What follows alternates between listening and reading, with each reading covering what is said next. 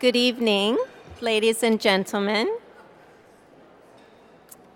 My name is Anita Nielsen, and I'm the Senior Director of Annual and Planned Giving here at Toronto General and Western Hospital Foundation.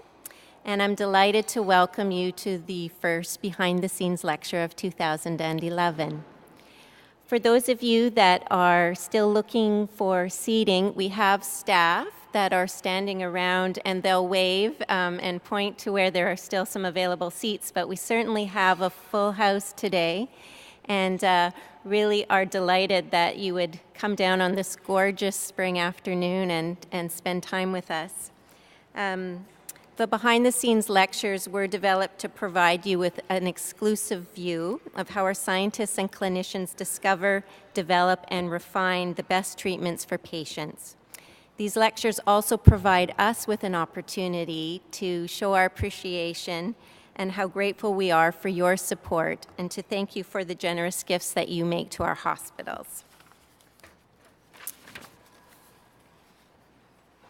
At UHN, our purpose statement, transforming healthcare for our patients, our community, and the world, is lived every day by our clinicians and scientists who conduct cutting-edge research and best practices that translate into better care for our patients. Our hospitals are also research-intensive, which means that the translation of innovative discoveries into clinical therapeutics is a relatively seamless process.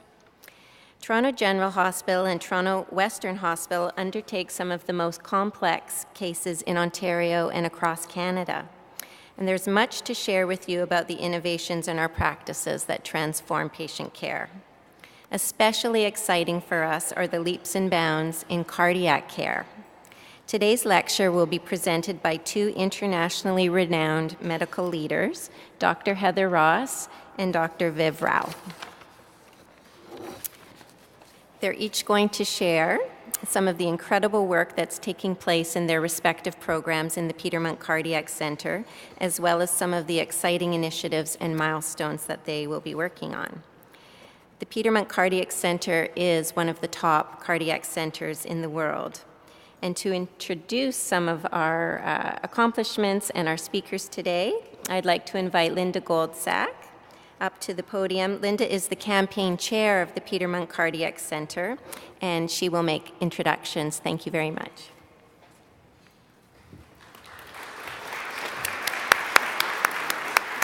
Thank you, Anita. Good afternoon, ladies and gentlemen, and thank you so much for coming out this afternoon. What an incredible turnout to celebrate what happens at this incredible institution. It's just amazing to see so many faces out. Before we move into talking about Dr. Rao and Dr. Ross and their work, though, I would like to introduce another one of our senior scientists, Dr. Christopher Page. Dr. Page is the Vice President of Research at University Health Network. He holds the Ronald Buick Chair in Cancer Research and is professor in the departments of immunology and medical biophysics at the University of Toronto. And Dr. Page has a unique announcement and a special one to make. Dr. Page?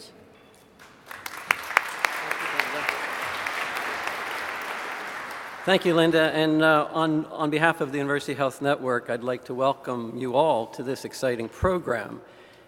As you know, UHN is a research hospital with a mission of global impact. And we achieve that by creating new and better ways to treat our patients here in Toronto, and then provide that knowledge to many top medical centers around the world. The talks you're going to hear today from Drs. Rao and Ross are perfect examples of best-in-class medical research leading to better outcomes for our patients. And you better listen to them carefully, because there will be a quiz at the end for you to leave.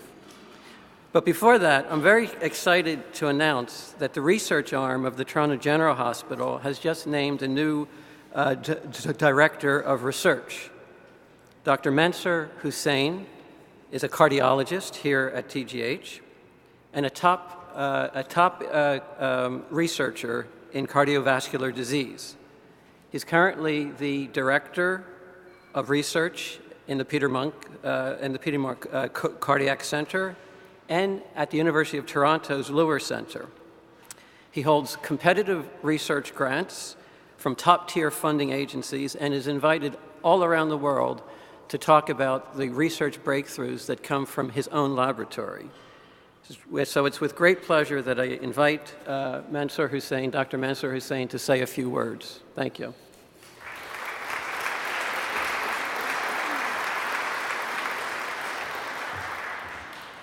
Thank you, Chris. It's a pleasure for me to be here tonight. Good evening, ladies and gentlemen.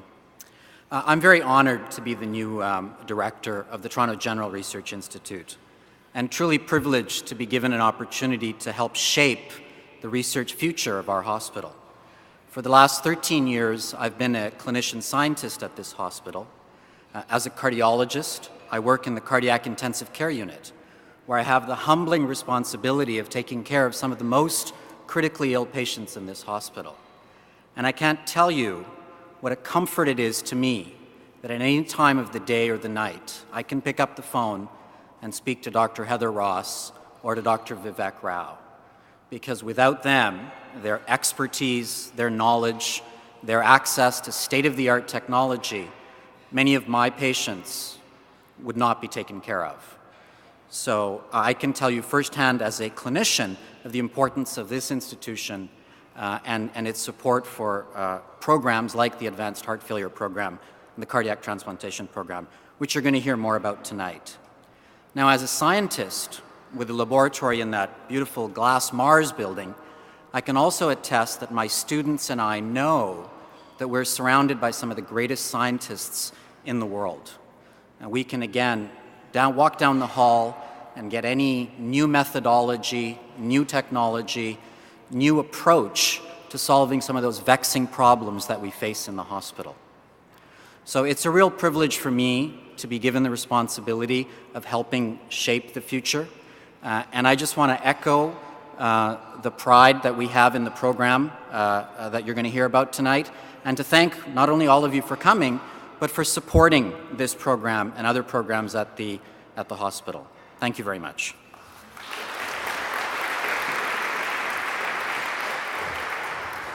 Thank you, Dr. Hussain, and we really look forward to working with you and moving forward for more fundraising now for the Toronto Research Institute programs.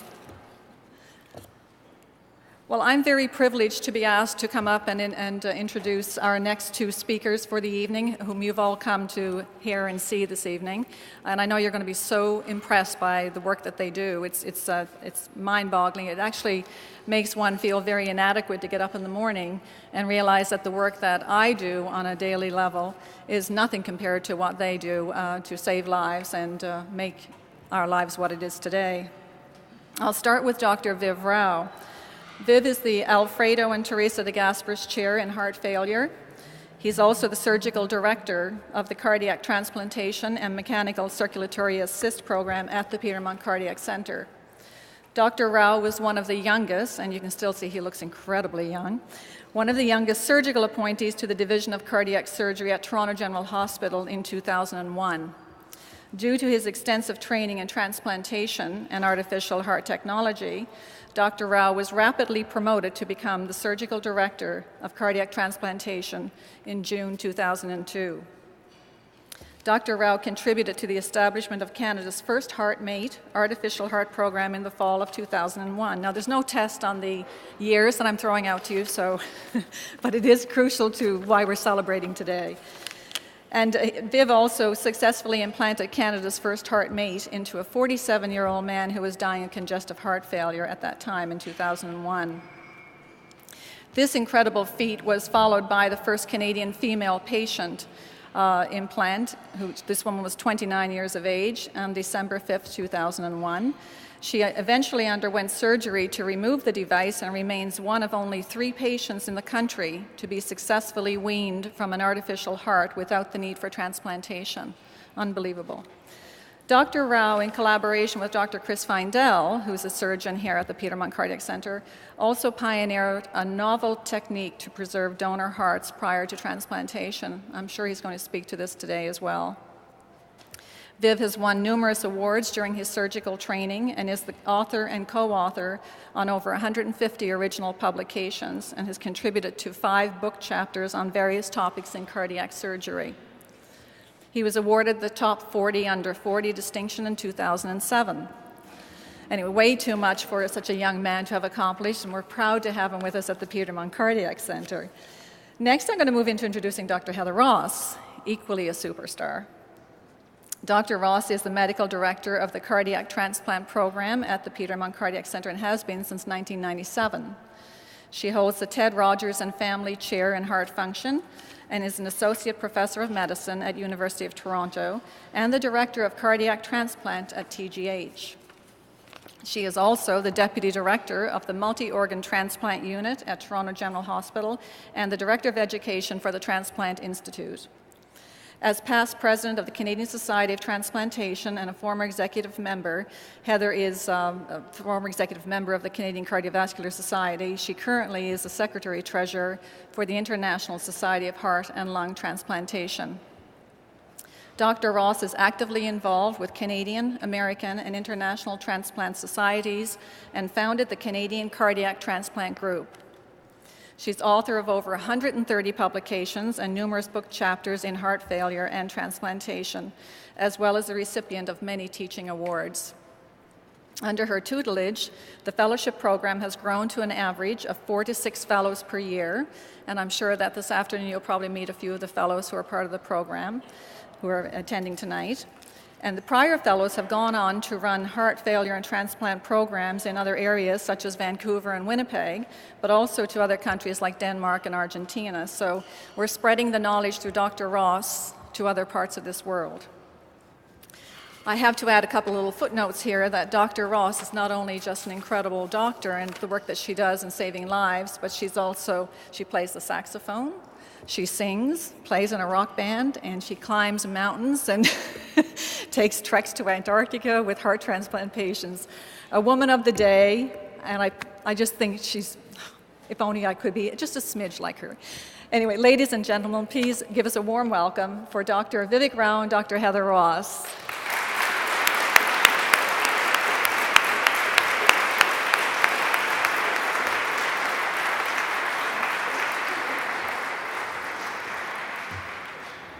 So it's our pleasure to be here, and I think we have a bit of a tag team. Anybody who knows us knows that Viv is my work husband. I'm his work wife, and that's probably because we spend more time with each other than either of us do outside of the institution. Fair enough to say. So I'm going to start, and I'm going to give a little bit of a history and an overview of our program and some of the things that we've done, and then Viv is going to take on and move to talk a lot about let me just get to the top here. Viv's going to move along and talk a lot about the VAD program specifically. So what I thought is I'd try to put a little bit of a framework for you so that everyone could understand why we're actually here tonight. And I think it's important that we understand the problem and why we actually all come here and why the work is done at the PMCC that's done. And then I want to talk to you a little bit about our program, and I want to focus a little bit on some of the productivity that you've already heard about. I want to talk about the reason that we're really here, which is about the patients, and then I want to talk to you a little bit about some of the plans moving forward. So as you may know, heart failure is an epidemic, and heart failure means that your heart is not pumping adequately to meet the needs of your body. And in the field, we do consider this to be an epidemic, and the reason is that it's the most rapidly rising cardiovascular diagnosis. It's the single commonest reason to bring somebody to the emergency room. It's the single commonest reason for admission to hospital. And when we think about Canada as a nation, we know that there are over 500,000 Canadians who have heart failure and about 50,000 new cases diagnosed each year. Despite all of the advances in medical therapy, diagnosis, and follow-up, we still know that the risk of dying in the first year after the diagnosis is between 25 and 40%, and that for all comers, the average life expectancy after a diagnosis of heart failure is 2.1 years, and that is very current data. So really a profound diagnosis to give and a profound diagnosis for a patient to receive. When we think about the spectrum of heart failure, we know that at any given time, about 5% of people will have advanced heart failure. Advanced heart failure means that you have symptoms getting dressed, you have symptoms trying to eat, trying to shave, trying to do your hair, symptoms just resting, symptoms even when you're in bed trying to rest. So it's a very profound diagnosis. We also know that we are an aging population, so this epidemic that is heart failure is only going to continue to rise over the next 10 to 20 years. So we believe that the time is now. The time is now for us to focus on ways to change and things to do to impact the outcome of patients with heart failure. So this is the program. This is a couple of years ago. Every year our program goes away for a couple of days to review our research, to review the outcomes of our program, to make sure that we are staying on the cutting edge of managing patients. The most important person in the picture is my dog. That's Connor in the center there. And Connor always comes to the retreat to make friends. But we consider this to be part of what we do to ensure that we're really providing the best and optimal care for all of our patients. Many of you will know that in 1968, the first transplant done in Toronto was done at the Toronto Western Hospital. Unfortunately, in the 60s, transplant wasn't very successful, and in large part related to rejection and problems with immune therapy. So in the modern era, after cyclosporin became developed, we know that Tyrone David and Carl Caldella, two of the physicians here at the hospital, Tyrone, the head of cardiac surgery at the PMCC, performed the first transplant in the modern era in 1985. And transplant really was the bastion for patients with advanced heart failure. When all else had been done and when there were no other options for patients, they were always considered for transplant, if you will, as a last resort. I can tell you that our transplant program is the largest in Canada, that last week we did our 567th transplant, and that our longest survivor is 25 years, and we have many survivors now that are more than 15 and more than 20 years out from the transplant. So clearly this is an incredible procedure. This is a life-saving therapy for patients with advanced heart failure. The biggest problem is that there are not enough hearts to go around for everyone who needs them, and Viv's going to just touch on that briefly. So we realized when I came here 15 years ago to the heart transplant program and the heart failure program at PMCC, we realized that we needed to look to other therapies and other options to try to manage patients. And so about 10 years ago, just over 10 years ago, this dapper man was recruited. Now he was trained here, Viv trained here, and he'll never forgive me for mentioning that I beat him in pool when he was the fellow. But he trained here, and then he went down to Columbia to get the experience with mechanical hearts, to bring that experience back.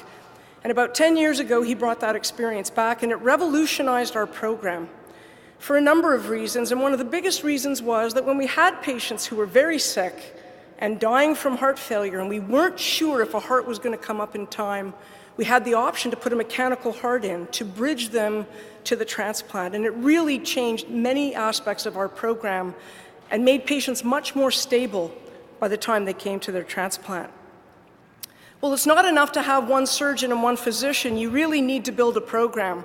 And so Dr. Diego Delgado was recruited. He's originally from Buenos Aires. He did his training at Rush in Chicago, and from Rush came to Toronto, did a 2-year fellowship with us as well, and then stayed on staff here and has really been an absolute key player in our program. He is my partner in crime in the clinical heart failure program. As we've grown, and we've continued to grow, we have now recruited Dr. Mike McDonald that you see there. We have an expanding research program, and I'm showing you a couple of our star researchers here in Enza and Oliver and Stella, who many people who've had a transplant know, who is one of our transplant coordinators.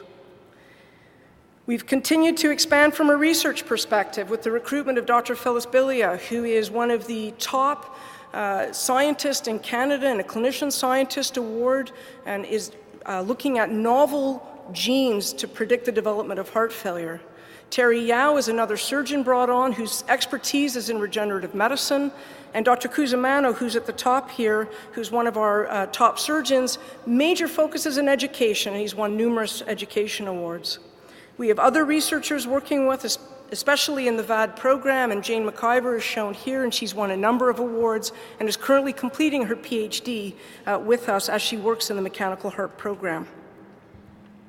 And of course, I can't forget Corrine, who's involved in all of our transplant workups for patients who've had VADs or for patients who get bridged to transplant with medical therapy and not with ventricular assist device. We wouldn't be where we are if it weren't for the fellows, and this is just to give you an idea of the breadth with which fellows have come to train with us, and it's been extremely exciting. Diego Delgado was one of our first international fellows, and from there we've expanded. This is where fellows have come from to date and where some of our current fellows come from. And next year, again, we have a fellow from Singapore, another fellow from Australia, and another fellow from Chile, as well as top Canadian fellows coming to train with us. And this has allowed us to continue to expand from an educational perspective and to share our approach as fellows go back to their home countries to take the information with them. In terms of the productivity, you know, I'm incredibly proud of the team that we have, and I just want to highlight some of the top recognitions. Dr. Delgado has become internationally renowned for his work in HLA-G. HLA-G is a novel molecule that actually allows mothers not to reject their babies. Because the babies come in part from the fathers, if mothers don't reject their babies, then is there a way we can look at this molecule to prevent people from rejecting their hearts? And Dr. Delgado has been heavily involved and is publishing widely in this field and is a world leader in this. You've heard, and I will blow Dr. Rao's horn because I don't think he's going to talk about his own research, but he is an MD PhD who's done extensive work looking at the function of the cells that line all of your blood vessels called the endothelium. And he's looked at them to try to understand why transplant patients develop problems with their heart arteries and to try to understand how to protect those cells when we preserve a heart before we transplant. This is expanding into what happens to those cells in people who have a mechanical heart. And is there something that happens with the way the mechanical heart pumps that may affect the function of those cells? And he's had numerous PhD and doctoral students working with him. I commented on Dr. Bilia and the novel genes that she's been looking at, and she just had a paper accepted in one of the most renowned journals, PNAS, of which we're incredibly proud of. She's been using some of the core samples that are taken out at the time that a mechanical heart is put in order to further her research. And we're hoping to feed this back into looking at novel tools to diagnose and novel tools to treat patients and maybe prevent the development of overt heart failure. My own area of interest has been in quality of life and end-of-life care, and I've been very grateful to have the support of Jane McIver doing her PhD, of Oliver Malther doing his PhD, and of Enza DeLuca, my research associate. So I think together we have a very strong program that spans the full range from clinical research through to the basic science and then back to applying it into clinical research. And this is just an example of some of the papers over the last couple of years that have been published.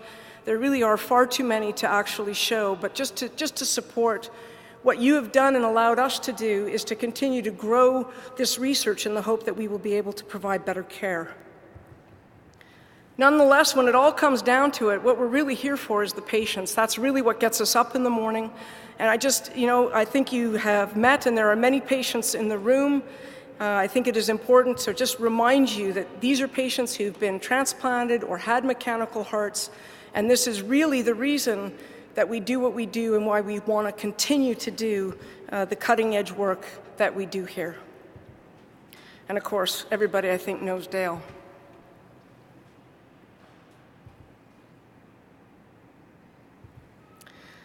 So I think when we think about where we want to go and the support that you've been able to provide for us and what we want to do moving forward, clearly the most important thing for us is that we maintain clinical excellence and excellence in patient outcomes, because that is really the reason that we're here.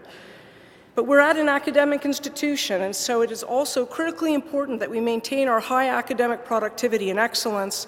And I can tell you that since 2006, we've had more than 120 peer-reviewed publications amongst the groups. We have independent CIHR, heart and stroke, both grants, peer-reviewed grants, and also fellowship funding for a number of our fellows. And at this moment, I'd like to recognize Dr. Carolino Alba, who has been doing a lot of the research with the mechanical heart program here and has done an amazing job and just won a very large CIHR fellowship award. We do want to continue the international reputation for fellowship and training because we believe that that is really important for our program in order to achieve global impact. And finally, in my own personal way, I do want to continue my craziness fundraising platform.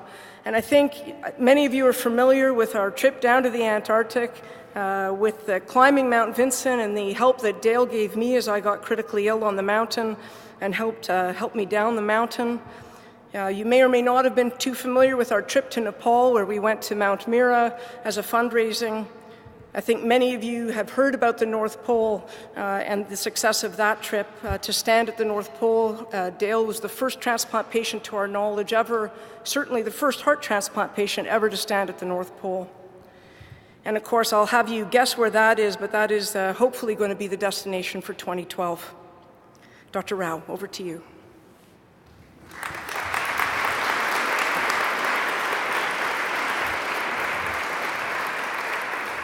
Just one very important final word. We did a word cloud, and I would thank Enza DeLuca again for this, but we did a word cloud. These are words that mechanical heart recipients have had to say about having a mechanical heart, and I would just have you look at some of those incredible words like hero, bionic, alive, and thankful to recognize why we're here and why we do what we do. Thank you.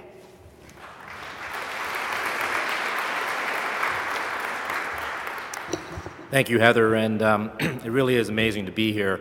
I must say there's a few transplant patients in the front row here, and I want to reassure you that we didn't transplant you to send you to the North Pole. You don't have to go to these things. The golf course, maybe. Yes, that's right. All right, where are we?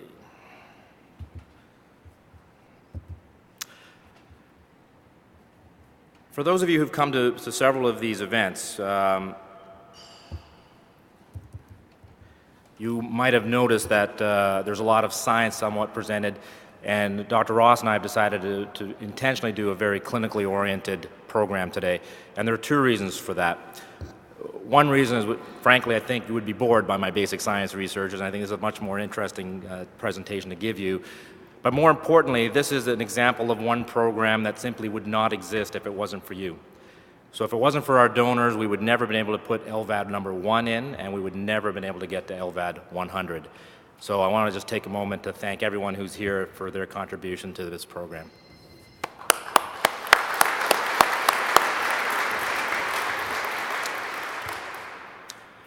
I'm just going to briefly reiterate what Dr. Ross had told you.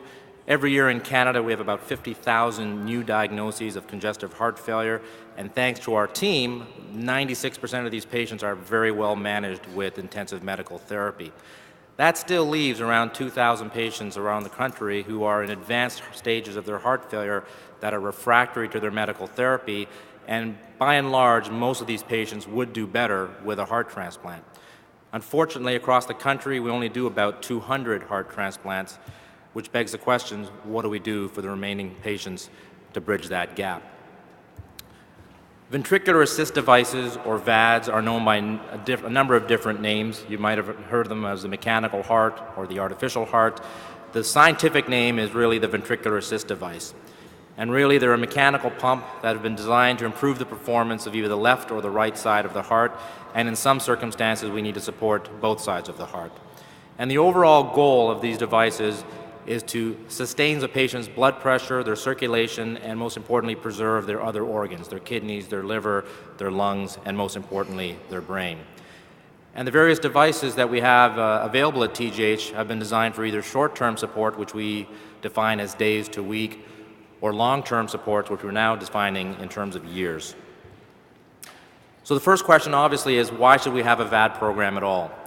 Initially, way back in 2000, 2001, we knew that it was no longer state-of-the-art, but it was really becoming standard of care in a transplant program to be able to intervene when you saw a critically ill patient about to die, when the technology existed for us to save that patient and to preserve their organs, preserve that patient until we can find them a suitable donor organ.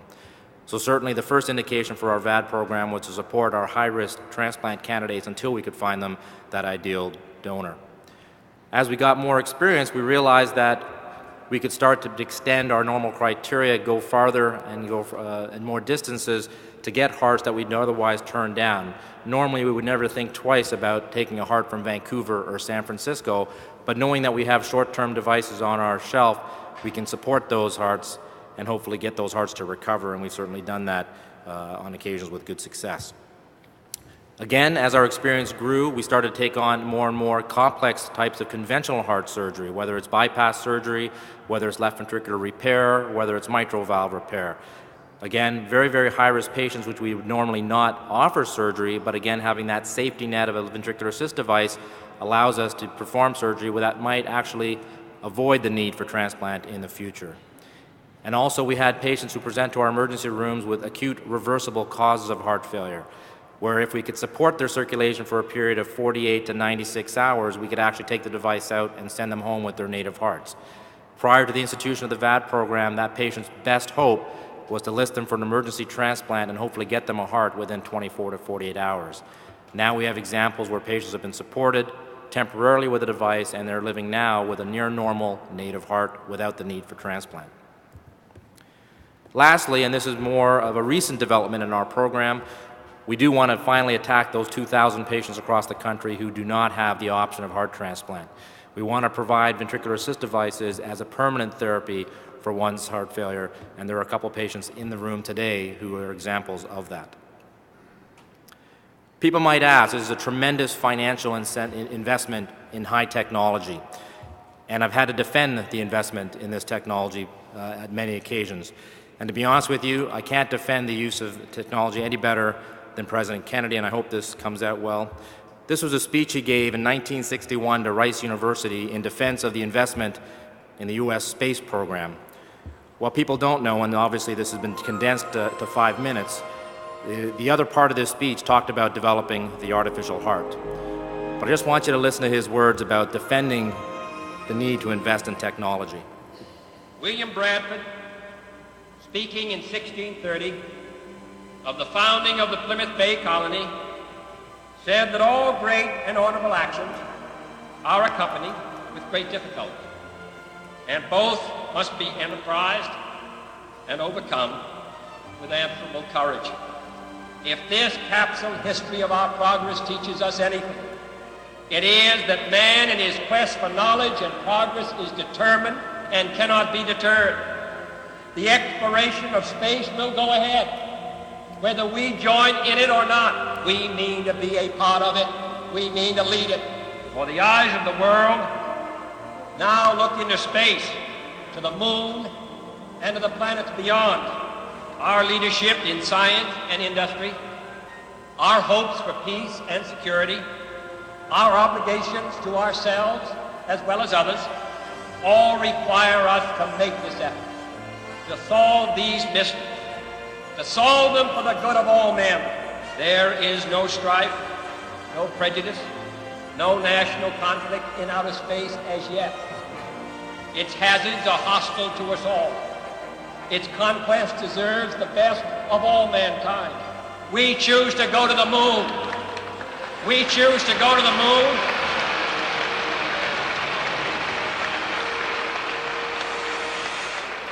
We choose to go to the moon in this decade and do the other things, not because they are easy, but because they are hard. Because that challenge is one that we're willing to accept, one we are unwilling to postpone, and one we intend to win.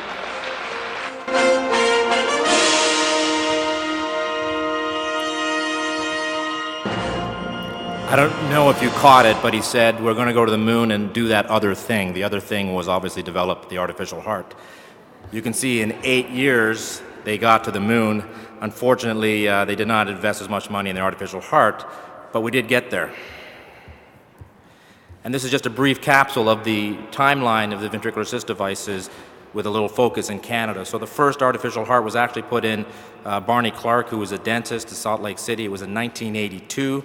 It was called the Jarvik 7 device. Many of you might see Bob Jarvik on the TV advertising for Lipitor. It's the same Bob Jarvik who developed this device, and he's still around as a pioneer developing the Jarvik 2000, which is a device that's being implanted today.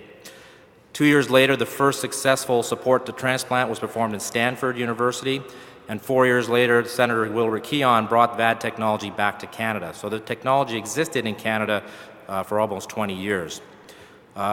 We really bumped up the technology in bringing the HEARTMATE platform to Canada, and we were fortunate enough to do the first HEARTMATE implant in Canada here at TGH in 2001, and you can see how the technology has really rapidly progressed. In 2006, we did the first continuous flow silent LVAD, and in 2010, we now have a pump that's possible to support a patient indefinitely for the rest of their life. Again, we brought the VAD technology in either to recover a patient until their native heart function sustained them, whether to support them until we got a suitable transplant donor organ, or again, for permanent therapy for their heart failure. Unfortunately, we can always tell what way the patients are going to go, and in 2011, if you have refractory heart failure, you get a VAD in our program. And then we decide whether or not your heart can recover, whether we can do alternative therapies to get your heart to recover, whether we need to transplant you, or whether you can be best served with a device alone. This was our program in 2001, consisting of the short-term device on the left-hand side, the Abiomed BVS, and the HEARTMATE XVE, which was really a first-generation device developed in the 60s and 70s along with the same proposal that President Kennedy funded through his programs. And this is Mike Schmidt. 3 days before this photo was taken, he could not brush his teeth without gasping for air. He could not keep his eyes open long enough for the consent discussion to occur, but he was brave enough to be the first HEARTMATE LVAD and the first LVAD in our program. And that was done on November 2nd, 2001. Those are my hands you see there in the picture, and that's the size of the device that I implanted in Mike, and that's his heart.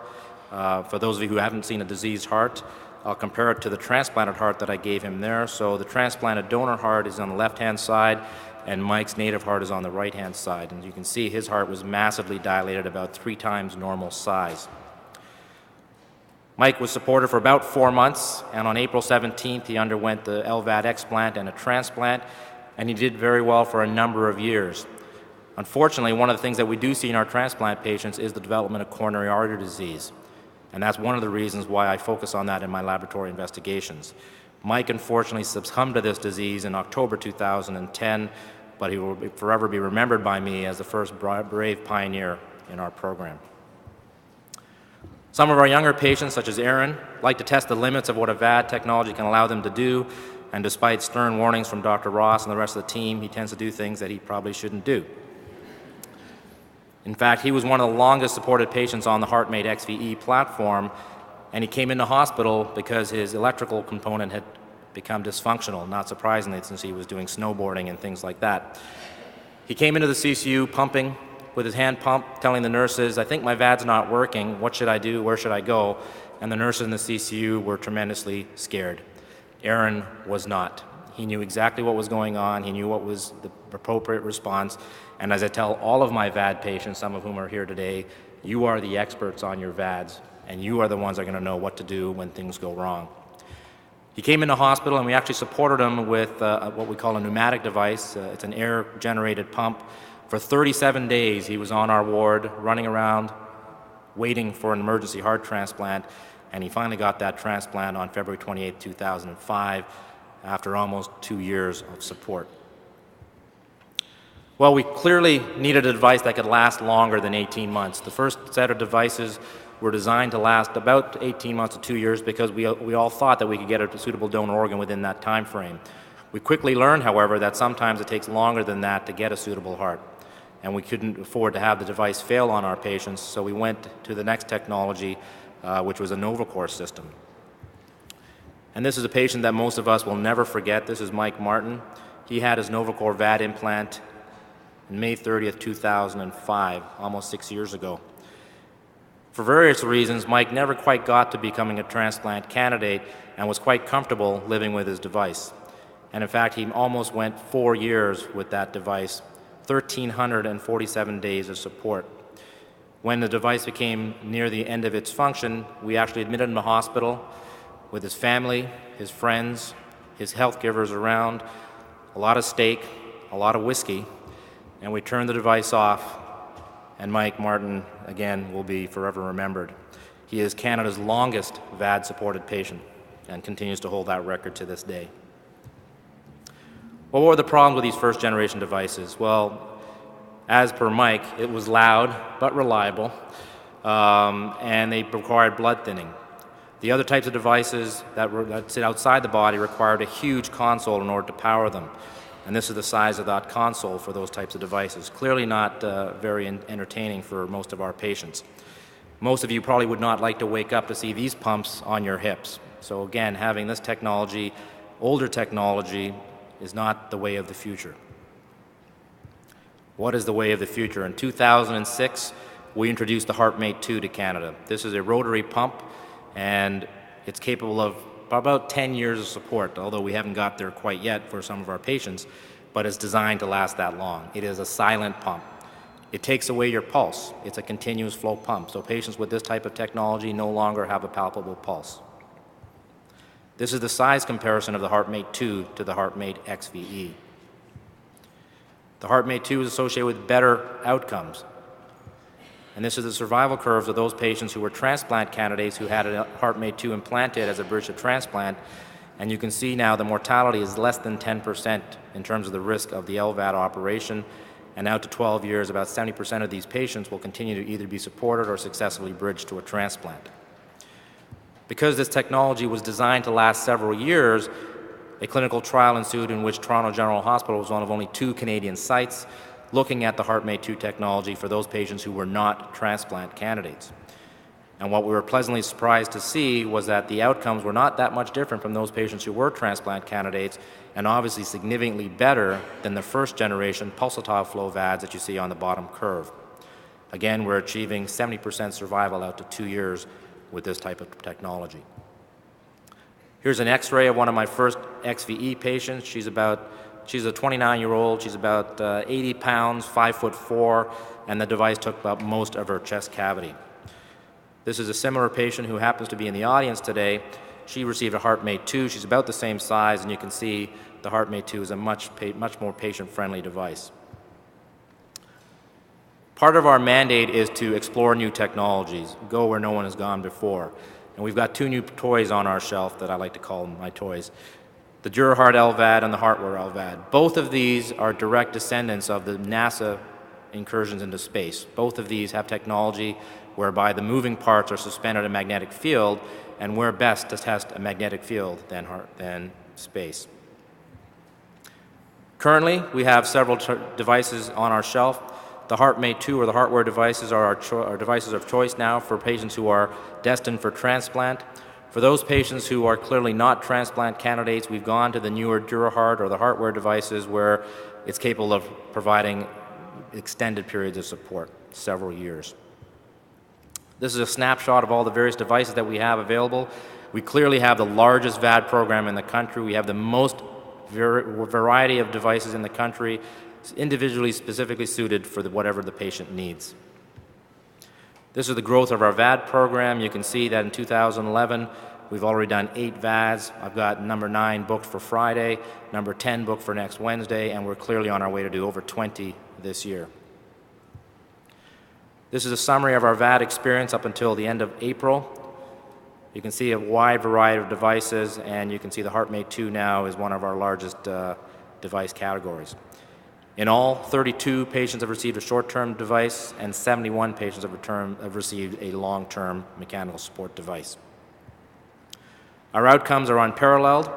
TGH is listed there on the left-hand side, and this is survival on a device until either your native heart recovers or you become eligible for until you've had your transplant. The 3 benchmarks I'll show you there are Columbia Presbyterian, where I trained, continues to be one of the largest centers in the world for artificial heart technology, the Cleveland Clinic Foundation, and as well as the International Society for Heart and Lung Transplant Registry. And you can see, compared to all of those international benchmarks, the results at TGH compare very favorably. We can't do this without a large team, and I do want to specify a few names. Jane McIver, all of our VAD patients know. Marnie Roger runs VAD University. She's the one that has to certify you before you're discharged from hospital. Janine Boston is our VAD educator, and Munira Jaffer is our most recent addition to our VAD training team. You've met my partner, Heather Ross. She's talked to you about Diego, Mike, and Phyllis. And transplant cardiology and transplant surgery is one of the best examples in this hospital of a collaborative effort between medicine and surgery towards a common clinical problem, namely heart failure. My surgical partners, Dr. Cusimano and Dr. Yao, I'm grateful that I can now finally leave the city and not worry about having to come back to do a VAD. And in fact, our last VAD implant was done by Dr. Yao when I was in Philadelphia presenting some of this data to one of our international conferences. The perfusion team is responsible for maintaining the inventory of our VAD program and for assembling the VAD in our operating rooms, and we couldn't do the operation without their support. And perhaps the biggest feat of all is the nursing involvement in our program. We've trained over 100 ICU, 100 ward nurses, as well as physiotherapy and other allied health professions in developing this technology. And every time that they come to the point where they think they've got the technology straight, I introduce a new device to the program and they start from square one. So a tribute to them. But really, the reason that we keep doing what we do are the patients and the families that are impacted by this technology. There's Aaron with 2 of his children, David and Susan, Stefan Ross with his children, Martin Welby, VAD number 3 in our program, and he's here in the audience today. Demetrius, Mike Schmidt, of course, June, who got married, and my golfing buddies. And one thing I'm going to do, I'm going to take this opportunity to plug a very important event. The annual Bruce Rogers Memorial VAD and Transplant Golf Tournament in memory of a patient who unfortunately did not survive his transplant operation. This family has just been incredible. For the last 5 years, they've raised over $55,000 in support of our research. This is going to be the last year of the golf tournament, and I encourage all of you who are golfers to please sign up and do this amazing tribute to Bruce. I want to thank you, the donors who made this program possible, and what can I say? 100 is a great milestone. Thank you very much.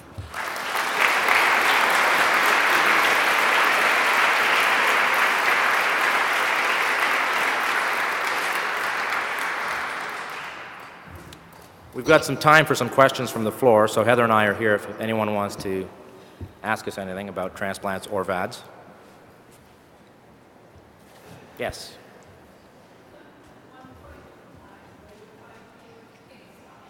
Right.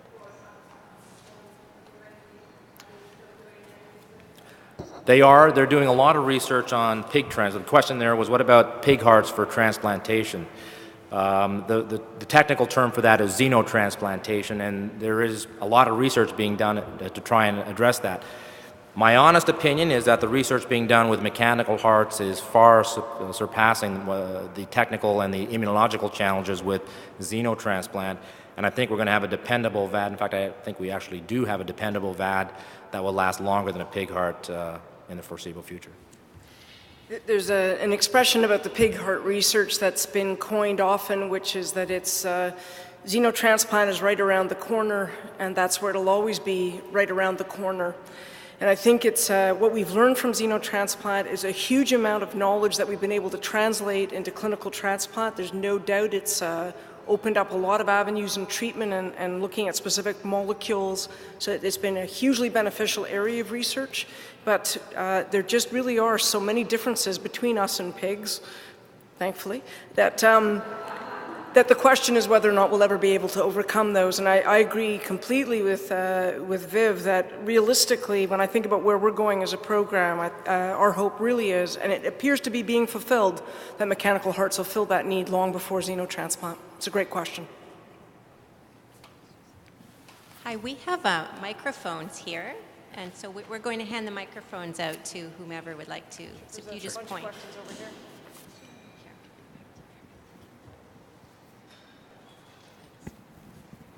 I'm not sure whether I understood correctly, but do you find that once the VAD's been implanted, the candidate is in better condition when they go into transplant? And if I understood that correctly, could you explain why? Sure, that's actually an excellent question. So the question was, how does a VAD make a patient a better transplant candidate? For those of you in the room who have heart failure, you'll know that you have problems retaining fluid. Your lung function's not great, your lung pressures are high, your kidney function's not great. Inserting a VAD reverses all of that. We're able to get the fluid off, we're able to get the lung pressures down, we're able to make the kidneys happier.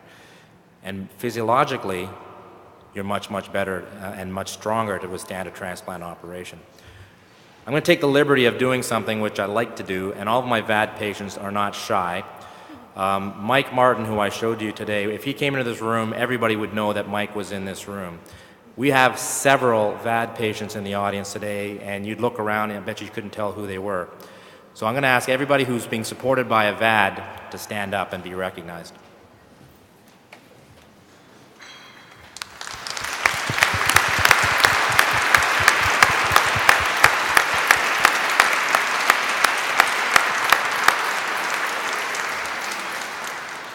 Another question there in the front? Could I ask you how your application has, is it applicable to your colleagues over there with children? There's a number of VADs that are, because of the evolution of the technology, the devices are smaller and smaller. So when the device technology started, they were so very big and so very bulky that in fact they really were not applicable to the hospital for sick children and all of the kids who have heart failure. But in fact, the devices have gotten steadily smaller and smaller, and we can put them in smaller and smaller patients. And we have put the HEARTMATE 2 in patients from sick kids. And sick kids also has another device technology called the Berlin Heart. And in fact, we had some small patients on our side, and so we've put in the Berlin Heart in some small adults. And so there's a great deal of cross-pollination, if you will, on both sides of the street.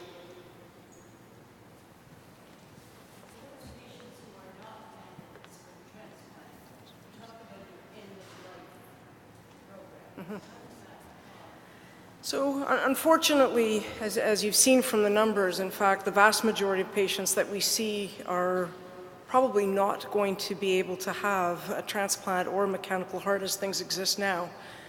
And so we recognize that when you've developed a relationship with patients and with patients' families, to say, sorry, you can't have this, and then leave them with no place to go was not the ideal way to provide comprehensive patient-centered care. I did my master's in bioethics a decade ago because I had a great deal of interest in end-of-life care. I watched my own grandmother die from heart failure. And so it became very important to try to establish a program that provided quality care at the end of life.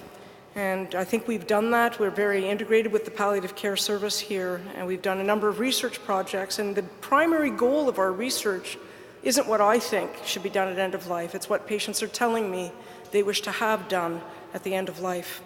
And so again, it's a very patient-centered approach, and we're continuing to do work on that, and we're listening to what our patients are telling us.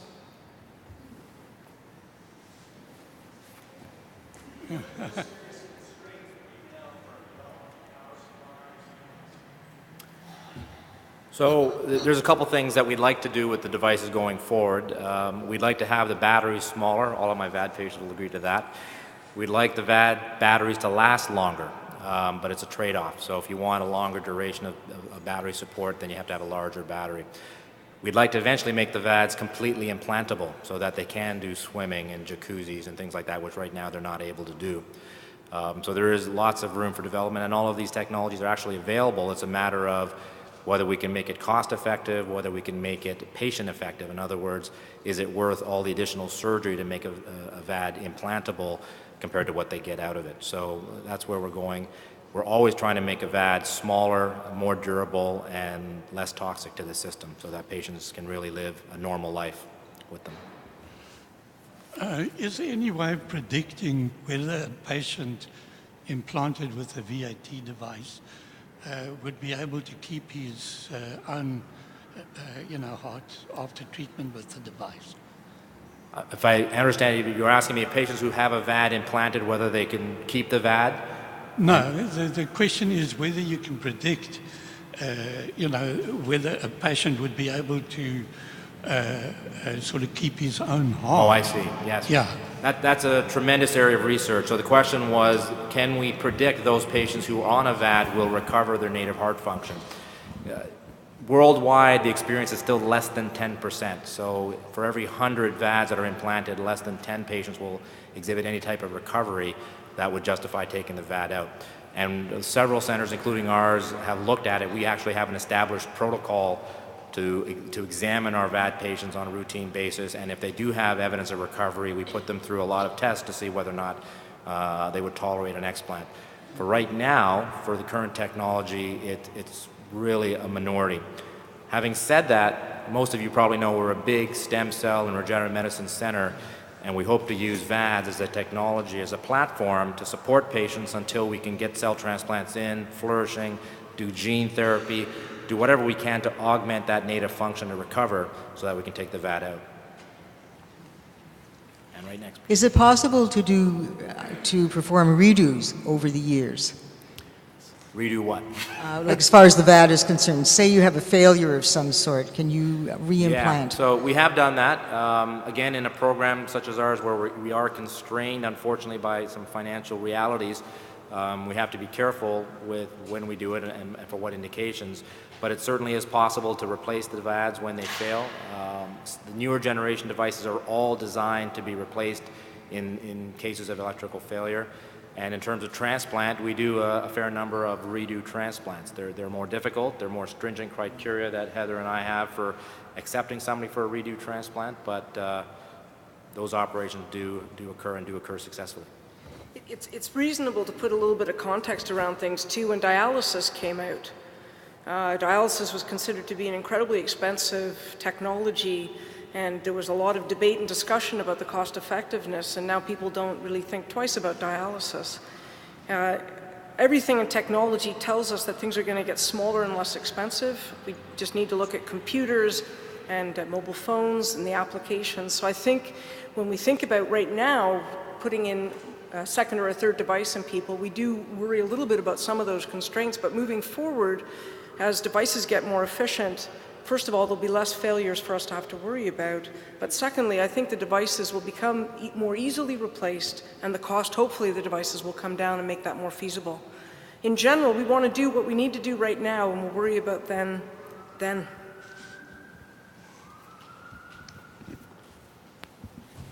Joe? Dr. Rao, the Ontario government is going to put $2 million in your program. How long does that go for? Is it 1 year, 2 years, 4 years? And what will that do for your program? So what Mr. MacArthur is alluding to is the fact that last year the Ontario government finally recognized our program worthy of funding to a limited extent. So up until last year, every one of the VADs that we put in our program were purchased through the generosity of you in the audience, through philanthropy. We approached on multiple occasions the Ministry of Health and said, you know, VAD technology is not experimental, it's not even state-of-the-art, it really is standard of care. CMS, or Medicare in the United States, pays for VADs, both as a bridge to transplant as well as permanent therapy, and the Ontario government quite hasn't got there yet.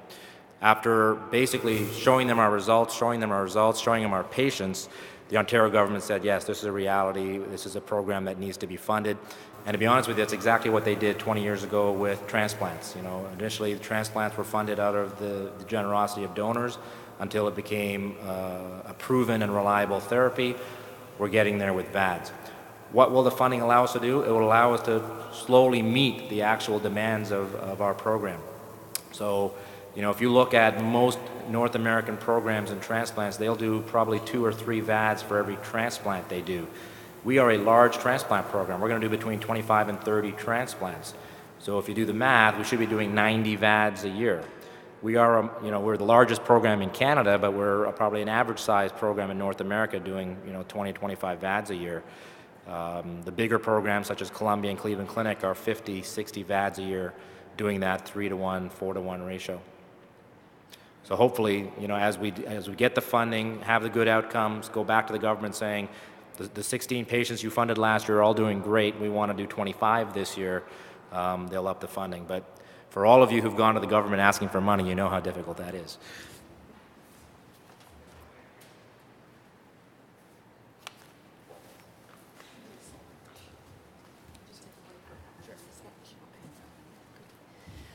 Ladies and gentlemen, that concludes the informative part of this afternoon's session, and I hope that you found it as enlightening. I think we tend to take a lot of this stuff for granted when you're here with it every day, but it's pretty miraculous at the end of it all. And without your support over the last 10 years since the program started, none of this could have happened, that's for sure. You've put it on the map, the government's sitting up and taking notice, and we're moving forward, which is fantastic.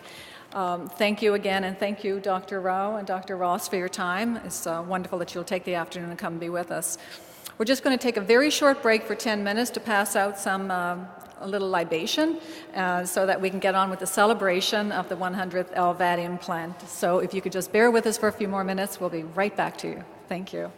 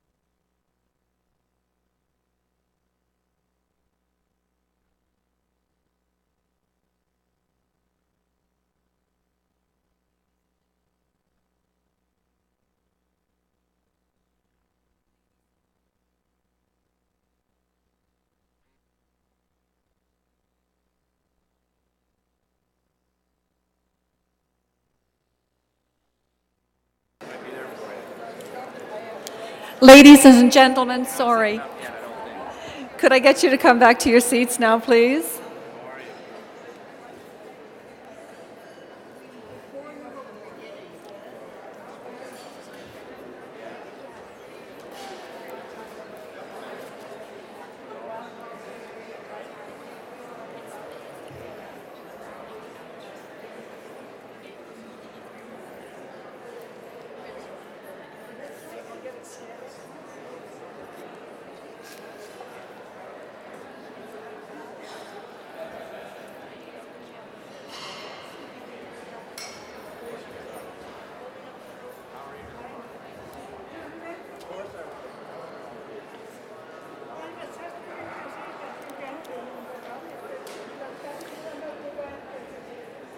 So we're at the part of the program where we'd like to start our celebration before you drink all of your champagne. I'd like to call on our new medical director for the Peter Munk Cardiac Center, Dr. Barry Rubin, who's going to say a few words on behalf of the cardiac program. Dr. Rubin.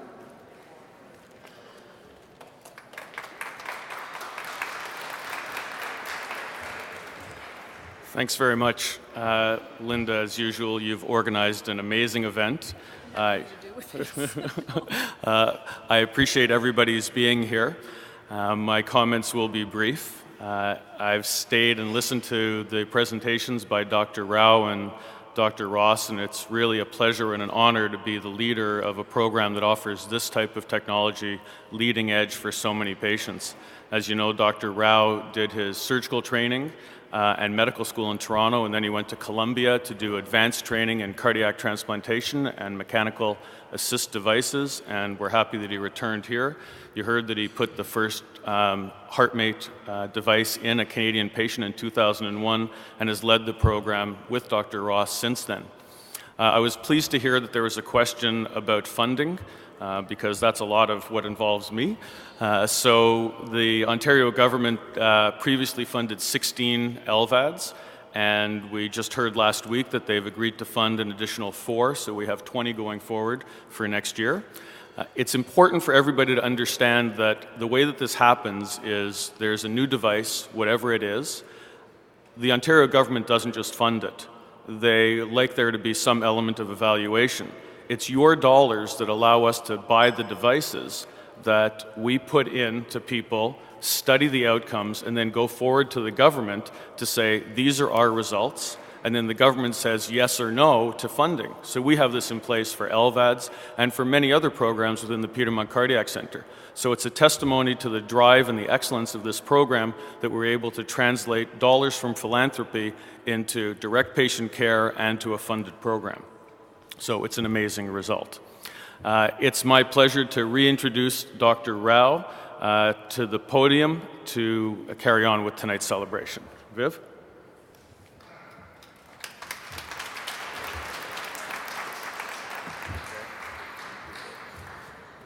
It's always good to have the director of PMCC behind us and supporting us, so thank you, Barry. Well, most of you just heard our talk, so there's not a lot I'm going to say other than to once again be amazed by what we've accomplished here. Just 10 years ago, we were watching patients die in our coronary care units without having the technology to keep them alive, and now we've just done our 100th LVAD.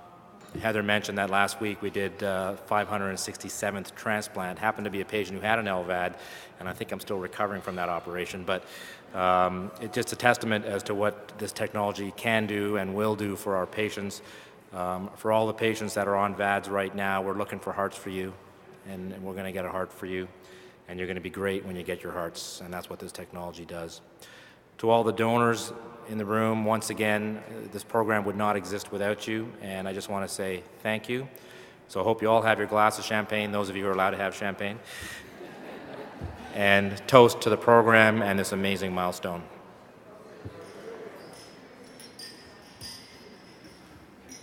What I want to do now is I'm going to call Heather to come up here, and she doesn't know I'm going to do this, but I'm going to have Jennifer Martin come up here.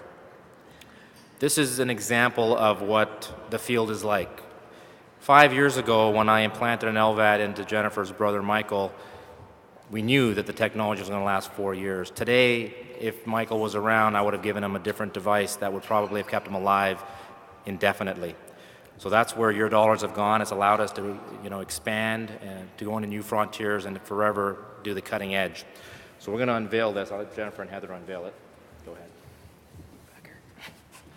And this is a plaque that we're going to mount at the VAD clinic, commemorating the 100th LVAD implant that took place on February 10th, 2011.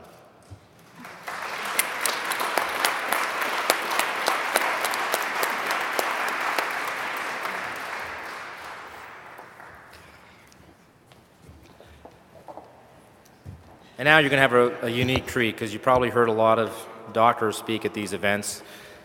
What I'm going to do now is turn it over to some of our patients. So we have many patients in the audience that you've already met, but 2 in particular have been really, really stalwart supporters of our program. And from the day they had their transplant, and in fact, from the day they had their VAD, they said, whatever we can do to advertise your program, to increase donor awareness, just call on us, we'll do it.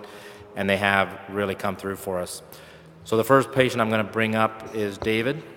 David Prince is a prince of a guy. And he could be, and he'll tell you his story, so I'm not going to try and steal his thunder, but let me just say that his story could be duplicated by anybody in this room. You just don't know when disaster is going to strike.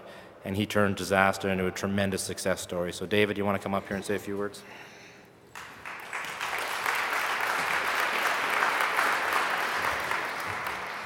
Caught me a little bit off guard. I must admit I wasn't expecting this many people, but it's also a celebration of mine.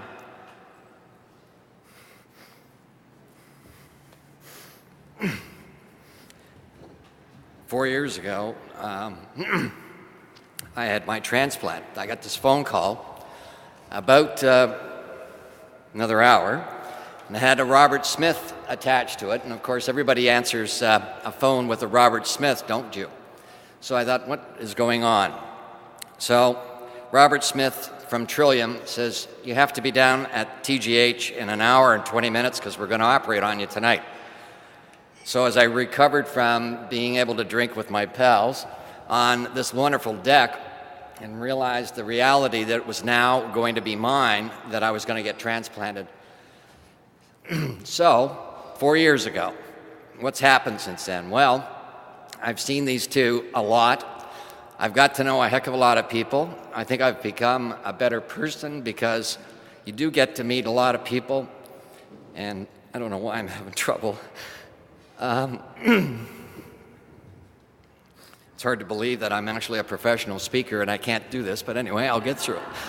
The point is that people have heard me yell and scream a lot, and I will tell you that I was very active. And the bottom line, and to make it very simple, I finally decided to have a vacation. I went to Brazil with my wife, and as Viv will tell you, I was chasing some damn golf course that I'd heard about that was spectacular in Brazil. And the second day of our trip in Brazil, I felt a little queasy, and I suggested to my wife that we go back to the hotel. And from there, I ended up in the great care of TGH after going through 2 months of intensive care in Brazil, for which they would never tell me about transplant or anything that was going to happen to me, because the chances were not very good that I was going to be able to make the trip home. Upon arrival in Toronto here, we were fortunate enough that we got taken care of by a doctor at Toronto General Hospital who immediately gave the results to Dr. Heather Ross. I had a meeting the next day with Dr. Heather Ross. Dr. Heather Ross's comment to me was, I think you've got about a week to live. So as I paused, choked, and my wife sort of grabbed hold of me, we were told that obviously I needed help. The help came in the form of knowing Dr. Vivek Rao and something I had no idea about, this crazy thing, HEARTMATE 2, and this wonderful mechanical device that now all of you should know by now has saved a whole bunch of people.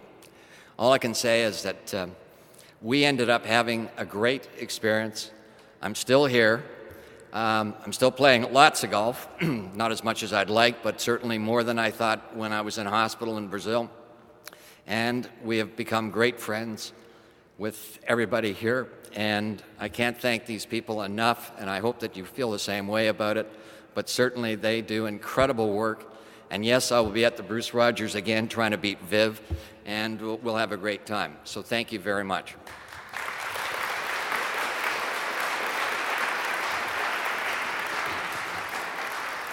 I'd like to raise a toast. If you didn't catch it, today is the actual 4th anniversary of David's transplant. So David, happy anniversary. All of our transplant patients actually celebrate 2 birthdays, their original birthday and their transplant day. So again, congratulations. It's a little unfortunate that he's transplanted now, because when he had the VAD in, when we were on the tee box, I'd turn the speed down so I could outdrive him. I can't do that anymore. The next amazing individual I want to introduce everybody to is Andrea Clegg. She's actually famous. If you haven't seen her already, she was all over the paper. She was in global TV, and she has an amazing story. People say that weddings change her life forever. Hers really did, and I'll let her tell you the more details about that. Andrea, come on up.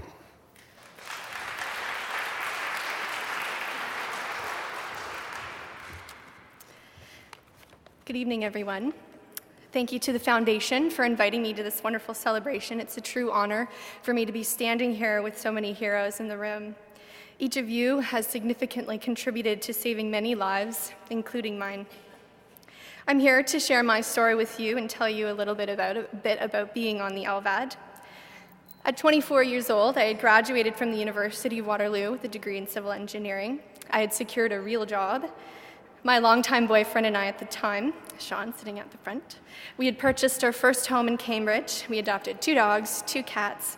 We started planning for our future. Everything was in place and life was normal. At 24 years old, in May of 2008, I was diagnosed with dilated cardiomyopathy. This disease had caused my heart to enlarge 3 to 4 times its natural size, decrease in function significantly, and initiate episodes of arrhythmia. This diagnosis came as a complete shock. I had never previously faced any kind of health challenge, and there is no history of heart disease in my family. Doctors told me it could have been a virus that attacked my heart. I will never know for sure. What I do know is that my life had changed forever. In the first summer with heart disease, I lost about 40 pounds. I spent my days moving from my bed to my couch, and I just waited to feel better. Sean would carry me to bed at night because I couldn't climb the stairs. I was instructed to have babysitters with me at all times. I rarely left the house, and I survived day to day. On May 24th, 3 weeks after I was diagnosed, Sean proposed to me. We didn't know how long we had, but we knew we wanted to spend that time together. Since my heart was very weak, functioning around 20%, and the doctors didn't see any kind of improvement over that summer, it was decided that they would install a defibrillator, also called an ICD, or an implantable cardioverter defibrillator. It would shock my heart automatically out of a dangerous rhythm if it were to occur. I was told it was implanted to prevent sudden death. This was a blunt comfort. I chose to name my ICD Ivan because he's my big, strong bodyguard. Ivan was always watching my heart, and he evaluated every beat. So I started planning my wedding as I learned how to alter my lifestyle with 20% heart function. I made wedding planning my job, and it took my mind away from my illness as best as anything could. I married Sean on May 30th of 2009. It was a beautiful day, and everything went perfectly. We couldn't have asked for a better day. After dinner at the reception, I stood up to give my speech. Ivan decided he was not happy with the pace of my heart, and he delivered 3 shocks. It felt like a bomb went off inside of my chest. The feeling can also be described as a horse's kick or a baseball bat to the chest, and I was forced to the ground in the middle of my speech with my new husband catching me before I hit the floor. Firefighters and paramedics put me on a girder, escorted me out of the hall, and we went straight to St. Mary's Hospital in Kitchener. It wasn't quite a limousine, but at least we had lots of flashing lights and sirens. We spent the rest of our evening and our wedding night at St. Mary's Hospital, and we also finished our wedding reception at the aptly named Aftershock Party. I say, how many brides get to wear their wedding gown twice? In the summer of 2009, following my wedding, I began experiencing new symptoms. I was told that the left side of my heart had caused the right side of my heart to fail. I was now in severe end-stage heart failure. Discussions now began regarding a heart transplant. And somewhere along the way, someone mentioned this machine that could do the work of my heart and give me time to wait for a heart transplant. I spent 2 weeks in the hospital in Kitchener and then was urgently transferred here with confidence. I heard the story about one of these crazy doctors that climbed a mountain with a heart transplant patient. I heard all about the team and their compassion for their work, and the first person to greet me in the cardiac ICU was actually a doctor. I knew that I was entering the right place. Within 4 days of arriving, I was officially approved for a heart transplant, and things started changing very quickly. I waited on the list for 3 days until the doctors decided I couldn't wait any longer. To quote some of them, I had hours or minutes left to live, and my heart had stopped moving. Sean and my family waited at my bedside and projected all the strength that they could to me. I wasn't eating, I wasn't drinking, I wasn't sitting up, and I wasn't even sleeping. I was sitting at death's door. But never did I feel that I was out of options. Dr. Rao came into my room with this metal contraption he called an LVAD. He looked at my abdomen and said, "Yeah, I think it'll fit." He spent some time with me answering questions and explained the procedure. We watched an informative DVD about people living happily with the HEARTMATE 2. I didn't feel like it was a difficult decision to make. I wanted to live, and this was my best option. Sunday morning came, and I was relieved to hear that I was going to the OR to have an LVAD implanted. 3 days were 3 long days of suffering. I desperately wanted to feel better, and I had confidence in the LVAD and Dr. Kuzmano and his team. I remember singing my way through the OR doors. I knew that I would live. When Sean came in to visit me in the CVICU recovery after surgery, he touched my feet and felt that they were warm. I hadn't had warm feet for a very long time. The blood was actually circulating through my body. This was the first sign that things were looking up. Recovery certainly took time and a lot of patience. We were thoroughly trained on how to monitor the LVAD and care for the driveline site. We were disciplined on our limitations and restrictions. I was not allowed, under any circumstance whatsoever, to do any of the vacuuming. Rats. I was able to go home, and I walked out of the hospital and into my house. I chose to name my LVAD Vito because Vito in Latin means life, and he certainly gave me my life back. I was able to recover at home and improve my condition to prepare for a heart transplant. I began cardiac rehabilitation, I strictly monitored my diet, and regularly came to visit my wonderful LVAD team. Jane always told me when I should stop worrying so much. With the support and encouragement of my parents, I was able to get on my new bike and ride 20 kilometers for a local fundraiser in June. Riding was excellent exercise and a great feeling of freedom. I tucked my batteries and my controller into my backpack and my spare parts into the bag under my seat. I joined yoga classes and upbeat aerobics classes, and I actually went back to work on a part-time basis. Waiting for heart transplant was frustrating at times, but I was feeling great and doing everything I could to be ready. After 14 months with Vito, the call came. "We think we have a heart for you." This is what we had been waiting for. This is the beginning of our new life. When we walked in the CCU, we felt ready. The energy in the air was fresh and positive. Dr. Rao and Dr. Kuzmano expressed confidence, which made us feel confident. Vito gave me 14 months to wait for the perfect heart. The 6-hour surgery went very well. I was finally separated from Vito and Ivan. A part of me does miss them. All of the exercise and diet changes made a significant impact on my recovery. I was off life support within 6 hours after surgery and on my feet the very next day. I'd like to say that I'm now living my third life. My life has been saved twice. Once by a courageous person and their family that decided to give me a heart. I thank them every day for the decision they made in their time of grief. And once by all of you that have contributed to leading-edge technology, the LVAD. I wouldn't be here today if it wasn't for Vito. But you didn't just save my life, you saved my husband's life, and I could never thank you enough for that. I can't bear the thought of leaving him so young. You saved my parents the pain and despair of losing their young daughter. It's a network of lives that you have touched. You have given us a chance to plan for a future again, to be well and to have hope. You have done great things, and I'm a testament to your success. Congratulations on the 100th LVAD, and I thank you kindly for all the lives that you have touched.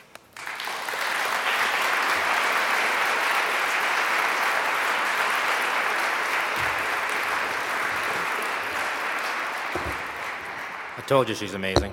I mean, success stories like Andrew and Dave give us the inspiration for us to do what we do, because unfortunately sometimes it doesn't work out the way we'd like it to work out. And in our darkest days, we think of patients like you and how the technology can really make a huge difference, and we keep going. All of you in some way have contributed to the success of this program. Some of you in particular have made huge contributions to the success, and we'd like to recognize a few individuals today with a small token of our appreciation. So just bear with me while I read out a few names here.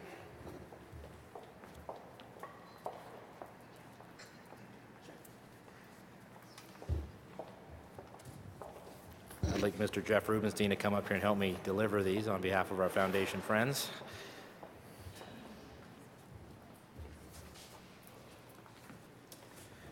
So when you hear your name, please come up and receive a little token. Michael Brejak. Thank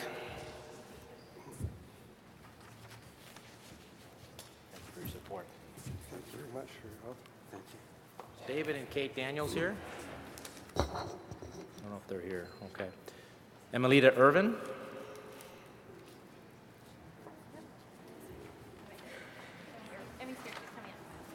There she is.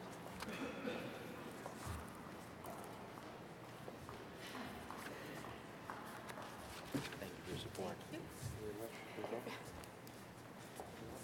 Susan Freeman and Alistair Graham. I saw them earlier. Are they still here? They had to leave. Michael Harding. Where's Michael? I saw him. There he is. Come on up, Michael. Always good to see you. Thank you for your support. Paula Lacey and Michael, if you're here as well.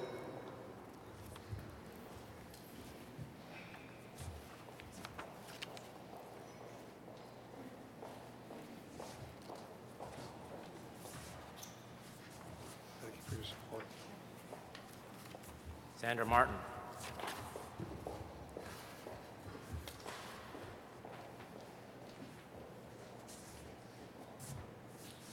He gets to kiss everybody. Thank you. It's my prerogative as the director. Joe MacArthur. He was here, just must have left. Jane McIver. Where's Jane? No? Carol Morningstar. Thank you so much. Thank you very much for your support. Paul O'Donoghue on behalf of Marsh Canada. Paul?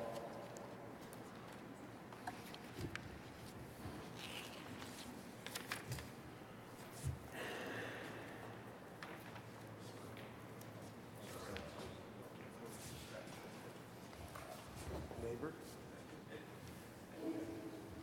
Eric Range. Eric Range, I saw him earlier. He's one of my patients. Where is he? Okay. Sandra Rogers.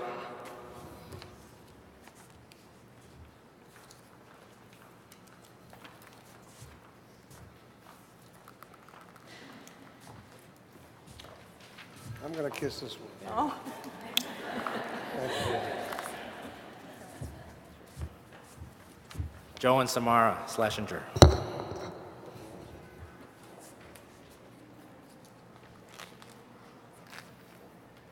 You can kiss Joe. I'll kiss Samara.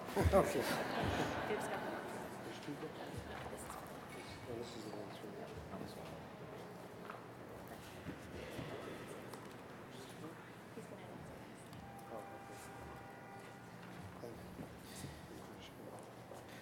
Armin and Doris Schabel.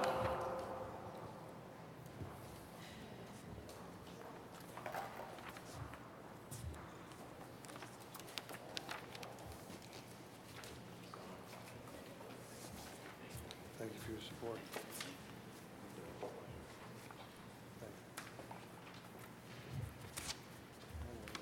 I hope I pronounced this right. Josie Varone.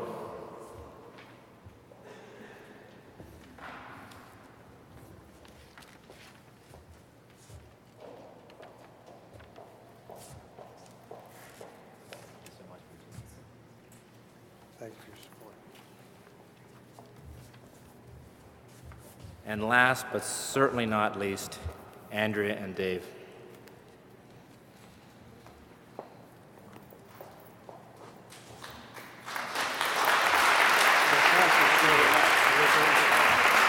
Thank you, buddy. We'll see you on the golf course. That concludes, I believe, the formal part of this program. I'd like to thank all the staff at the Foundation for putting this together. They've done a tremendous amount of work behind the scenes. I'd like to thank the administration of the Peter Munk Cardiac Center who supported this program since day one. And again, once again, I want to thank you. So please feel free to stick around and mingle and meet some of the amazing individuals in this room. All of our VAD transplant patients have a flower on them so you can identify. You can ask them specifically and personally what their experience has been like, and I'm sure they'd be more than happy to talk about it.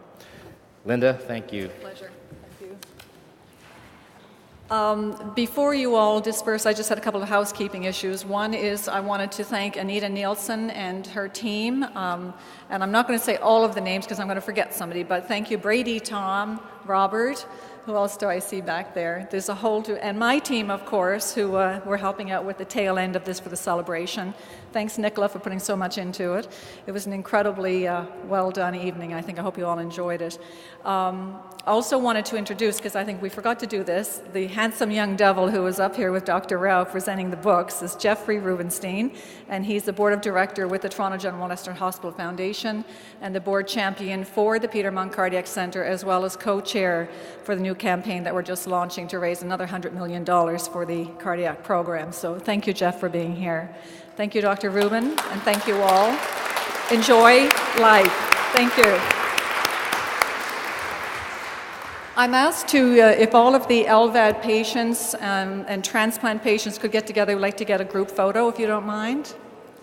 So perhaps if you could just sort of assemble here in the front, it would be terrific. Thank you.